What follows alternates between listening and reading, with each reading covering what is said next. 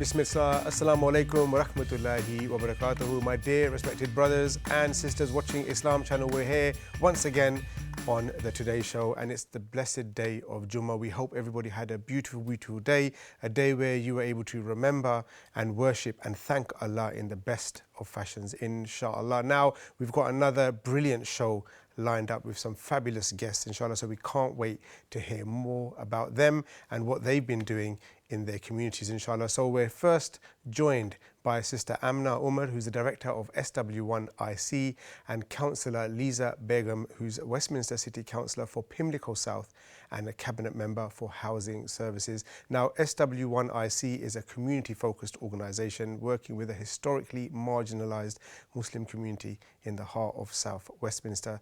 They're delivering vital support, including youth work, faith services, health advocacy and tackling isolation, often without a permanent base. Now, they're appearing on the show after receiving the Transformative Practice and Governance Award 2025 and the Here for Youth Muslim Engagement Award 2025. Now, to highlight the often unseen work they do and to share the historic ongoing community work taking place in Westminster, they'll be telling us a lot more about what they're doing.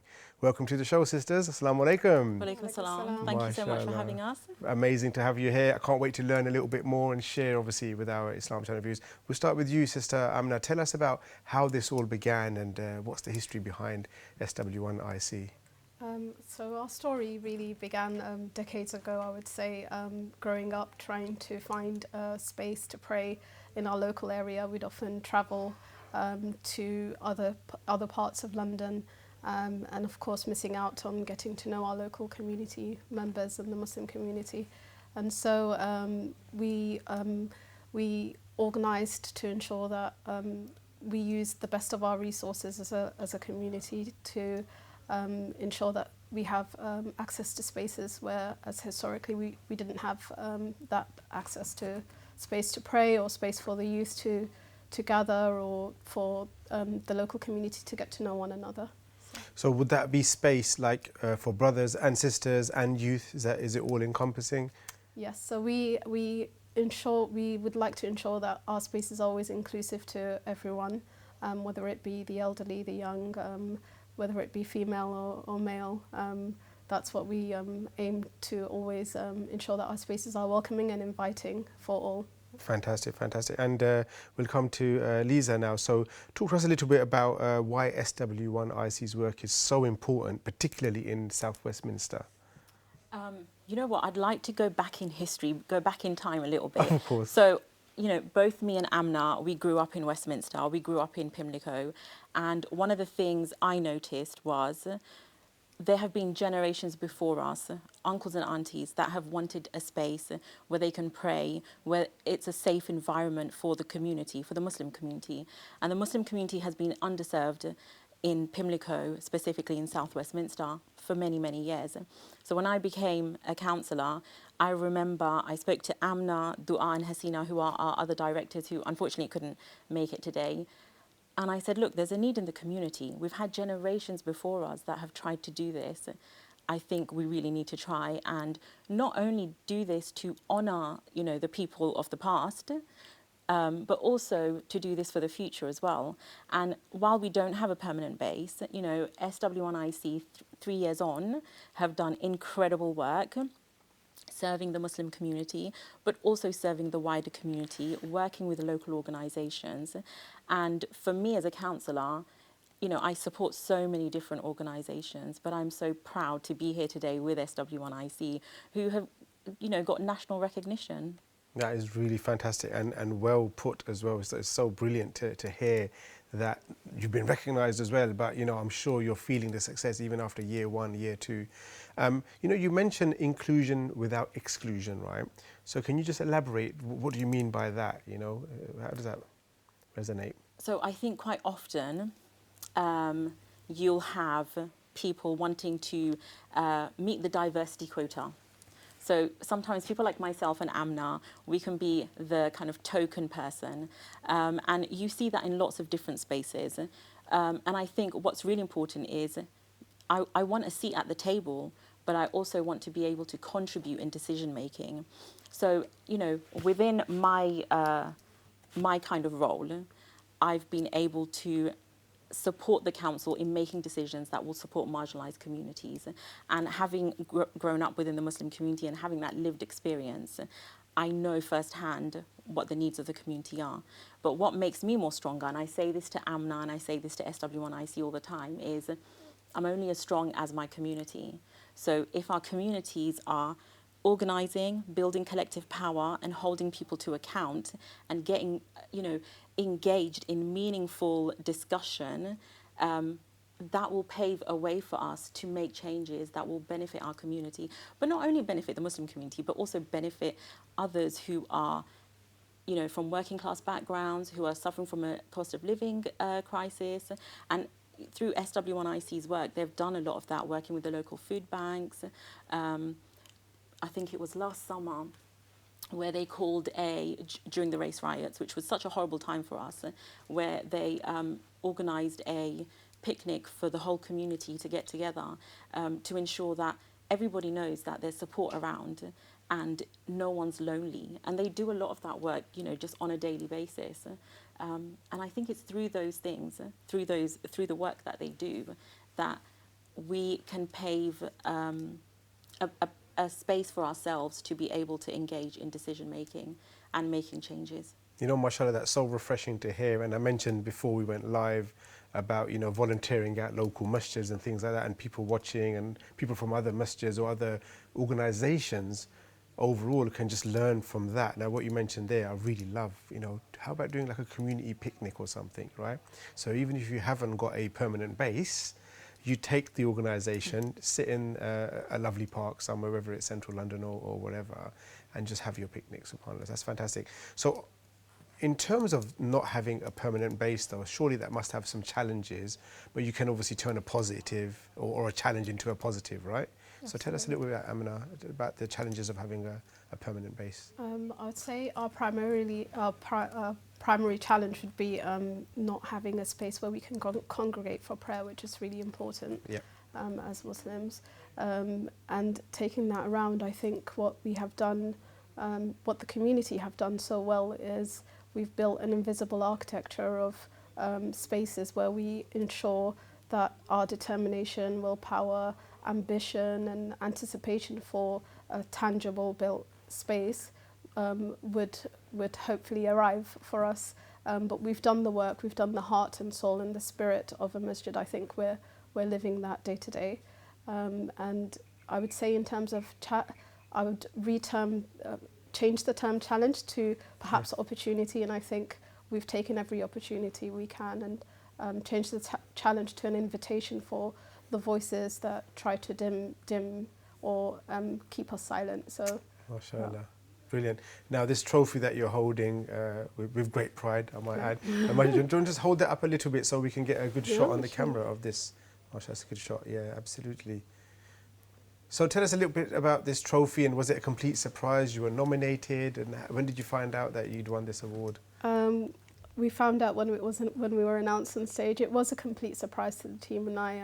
We have been working very hard behind the scenes, of course, with the support of Here for Youth, and I think it would come down to a lot of the unseen work that we're doing for SW1IC, and that again goes back to inclusion without exclusion point, where we are holding to account when policies aren't enacted in an inclusive way, where we don't have a seat on the table, or where decisions are made on our behalf and not with us. And I think that's where all the work that this award is signalling that we are going in the right direction as a community. And yeah, I think it was a complete surprise, of course. Yeah. And can you share like an example of the impact the work you've done has had on the youth or the community? Like, is there a few examples that really stand out? Yes, there's one particular example which I think the fruits we will see in many years to come. Inshallah. And that would be our approach in developing our policies, specifically with contextual safeguarding and those sort of things, and understanding how policies are developed. So rather than adopting foreign policies that are not serving our community and in effect excluding us and pushing us out of spaces, we're questioning how best can we for instance, when it comes to youth, how best we can serve them by understanding what is needed, and also ensuring that they're on the table as well. So it's not just us doing the work for them, but hearing what it is they need and ensuring a child first approach. So I think that kind of work, which is now deep underground, will be seen in the years to come, and hopefully benefit not just the Muslim community, but overall, I think, child safety policy overall. Overall, yeah, because it's learning best practice and see what works and other people will implement it. Right. And Lisa, how about yourself, like in terms of what you see from the perspective of the impact on the whole community? Is there anything that particularly stands out that you want to share with us? I see a community that is so empowered. I see a community that has so much more hope now. And I think, when Amna was talking about not having a permanent base, what SW1IC have done and what the Muslim community in general have done in Pimlico is amazing. They've been really innovative, using different spaces, whether it's using our public parks for Eid Salah or our resident halls for Friday Jummah. And one of the things that I love seeing is, one of the ideas that Amna had was this student ambassador idea, which was a program where students learn public speaking, campaigning, community organizing. And the first time she ran this idea past me, I couldn't see the vision. But I was like, you know what, Amna, I trust you. So just go for it. And one of the things I loved seeing was a group of young students starting up, learning how to run campaigns, community organising, but then coming up with their own ideas. And one of the ideas they came up with was around sustainability, and they created this campaign called Waterwise, where they recognised that everybody that came for Taraweeh prayer was always leaving their plastic bottles half empty. Yes. And it was just such a waste. Tell me about it. Yeah. I know. And it's bad for the environment. Yeah, absolutely. Yeah. So they created these bottles that were sustainable. They sold them to the congregation, and they encouraged people to be very careful about using water and making sure that they were very mindful about their environment. And I thought that was brilliant. And one of the other things I wanted to mention was, and this will stay with me for a long time, I remember the young children were thinking about how can we make things better for the congregation. So they decided, well, we've got the elderly, we'll help them ensure that if they need a chair, the chairs are there for them to sit down and pray. If they need to get to the lift, we've got someone to support them to go to the lift.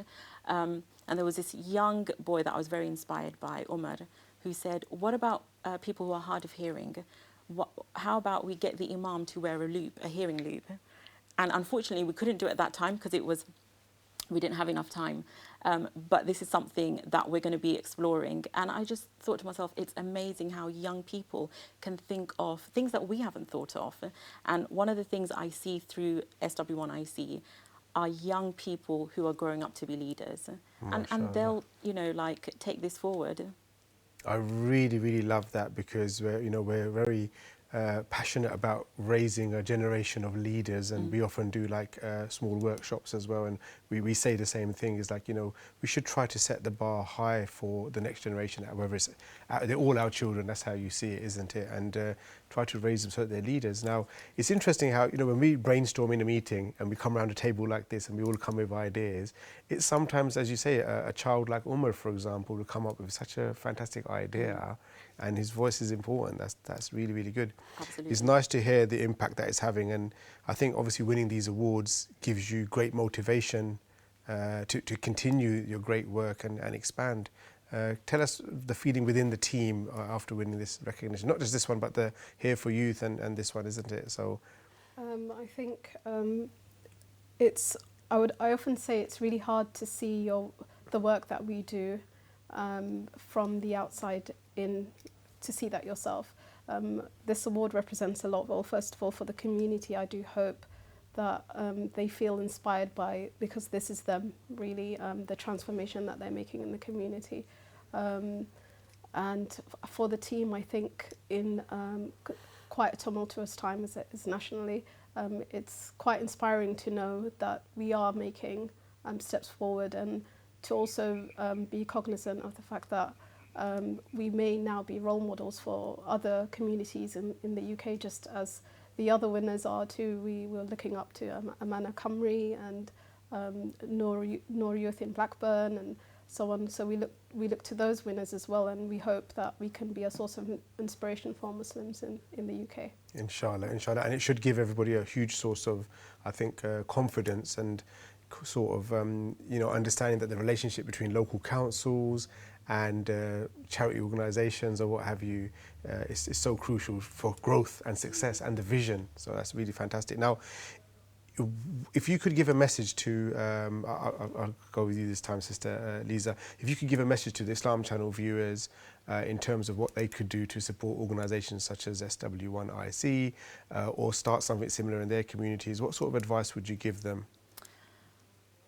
You know what, the first thing I would say is we should all work collaboratively. We should all be sharing ideas, learning how to build capacity, and also, find out the services that are out there. So the local councils, for example, they support, their communities department will support charities and CICs to build capacity. They will offer funding, and they'll also help with policy making. So reach out to those organisations. But as Muslim organisations, there are certain cultural sensitivities that we have. So there should be like a forum where people can share ideas, where they can exchange what's worked, what hasn't worked. And I mean, I know when we were at the awards, one of the things we did was every single category, we were kind of like ticking which organisation had won the award for that particular category, okay, and then going online and checking what they had done. Sure. So yeah, sharing knowledge is really important. That's good. Good technique. Good technique. And yourself, Sister Amna? Absolutely. I think space for shared knowledge is critical. I mean, SW1 are quite a young organisation, and I think being in a space like we were on Sunday, where there were various similar organisations, some a lot more expert in their fields, was really helpful to know that they exist, but also to be able to share our journeys and share our expertise with one another. I think it's really, really important to recognise that the Muslim community has a vast resource, and it will be great to share it in those spaces with one another. So how can people contact yourself, the organisation, and how can people support you going forward, inshallah? So if you have any skills, we're always interested, talented, yes. If you have ambition and willpower and determination and the intention to do well, you're always welcome with SW1. We also have our website online, SW1IC.org, and hopefully we are recruiting for volunteers who, if they like if they want to join a winning team, inshallah, yes, then and obviously social media handles, is it something similar? Yes, all SW1IC, and all available on the website too. Amazing, amazing. Can I just say, please do contact SW1IC, because we are looking for volunteers, and we're looking for volunteers with, skills in photography, videography, any skills you have, yes, contact us. Contact us. I don't know what the generic email is, but they'll find it on the website anyway. So info at SW1IC. Bingo. Look, there you go. Amazing. Brilliant, Lisa. Thank you so much for coming on the show and sharing that, and also yourself, Sister Amna. Amazing. May Allah put barakah in everything that you guys are doing. Ameen. MashaAllah. Thank you for having us. Ameen, ameen. Brothers and sisters, I hope you enjoyed that beautiful interview there with our wonderful sisters. Now we're about to go on a short break. Please don't go anywhere. We'll be back in a few moments.